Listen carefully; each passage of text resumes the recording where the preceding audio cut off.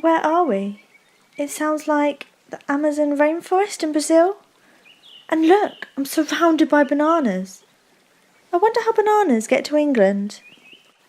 I can tell you that. Hello? Who are you? I'm Matty the monkey, and I know all about bananas. Oh, great. Can you tell me about them and how they get to England? Of course I can. But you need to pay attention and make notes, because I'm going to quiz you afterwards. Did you hear that, friends? Matty the monkey is going to tell us all about bananas. But make sure you make notes of the important parts, because he's going to quiz us afterwards. Okay, here we go.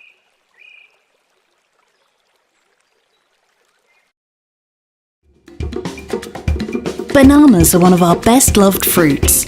We eat 5 billion of them a year in the UK. This is a story about some of the people who produce bananas for us in a country called Panama, and their journey to getting a fairer deal, supported by fair trade. The story starts over 100 years ago. The United Fruit Company started exporting bananas from Panama. By the 1950s, the banana industry was flourishing, but just one company controlled all banana production. While they profited from this industry, thousands of workers received very low wages, and entire communities often lived in poverty. Gito Quintero was one of the leaders of Cubana. He started working on banana plantations at the age of 10 and taught himself to read and write because he didn't have the opportunity to go to school. Things are very different now for his community. The big change started in 1991 when 74 courageous workers decided enough was enough and took their future into their own hands. They negotiated a bank loan and bought the land they were farming, and Cubana Banana Cooperative was born. But despite now owning the land, they were locked into 10-year contracts with one company. It was hard for the people, a lot of desperation. The cooperative wasn't able to make progress. It made people feel disheartened, and it was difficult to carry on working positively. We had to encourage people, because otherwise it was impossible to survive. Nevertheless, we kept fighting for the organisation to see better days. Bit by bit, we paid off the loan by working and sweating, and we started the fight to break the monopoly. Cubana wasn't breaking even due to one thing: the price of bananas. There was no escape. Cubana dared to become independent. It felt like a suicidal step, but we had to find a way to overcome this position. They found a way to take their bananas to a port in neighbouring Costa Rica for export, and in 2010 they were able to start selling on fair trade terms to a new buyer. Their bananas arrived on the shelves of the Co-op in the UK.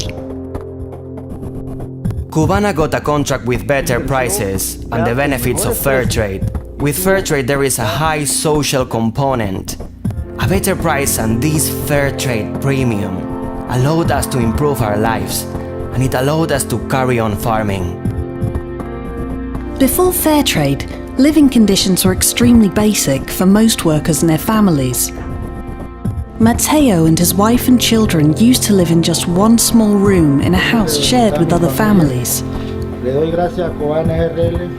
Before, we lived in a situation with 3 to 5 families sharing the same toilet. Today, thanks to Cubana and fair trade, we have benefited so much we cannot forget, and it is reflected in the house we live in today. You can see the bigger room now with bunk beds just for my 2 sons. To date, almost 200 workers have received a grant from the Fair Trade Premium to transform their home. Education is another area where Cubana invests its Fair Trade Premium. Dinora's son Fidel studies at one of the most prestigious agricultural universities in Latin America, supported by a grant. This is what has made the most impact for me. My son's studies were the most important thing.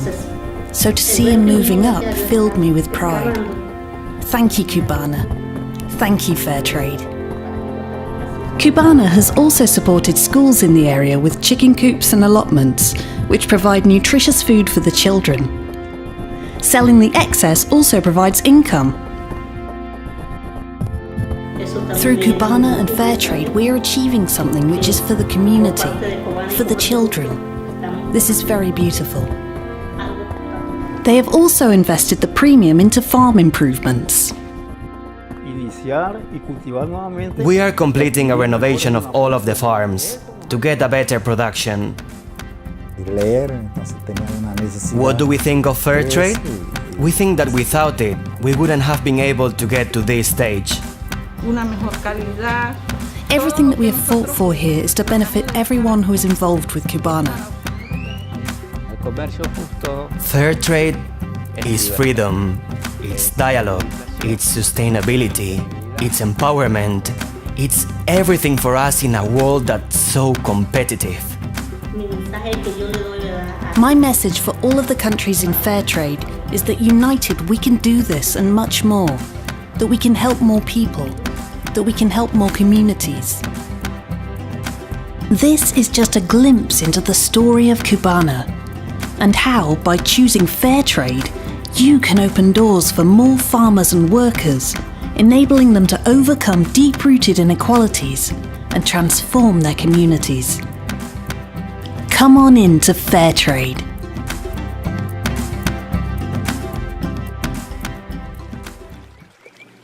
Did you get them all right?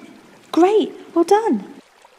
We were having so much fun that we forgot about evil Dr. Morph. Oh, I know where he's gone. I saw him a minute ago. I'll take you there if you like. Oh, thank you so much. Did you hear that, friends? Let's go.